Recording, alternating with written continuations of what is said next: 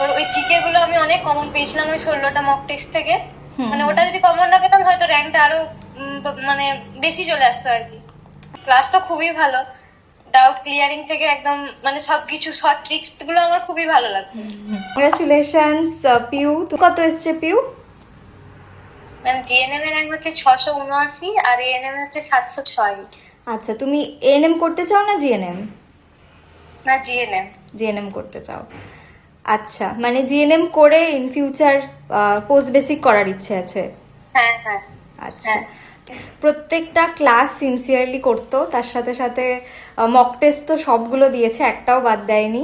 কমের সাথে তোমার এক্সপিরিয়েন্সটা একটু বলো, যে মানে তোমার ক্লাস কেমন লাগতো? হ্যাঁ ম্যাম, ক্লাস তো খুবই ভালো।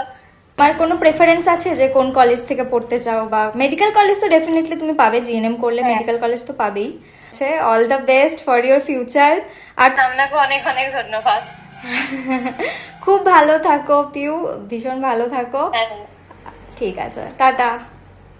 হ্যাঁ ম্যাম।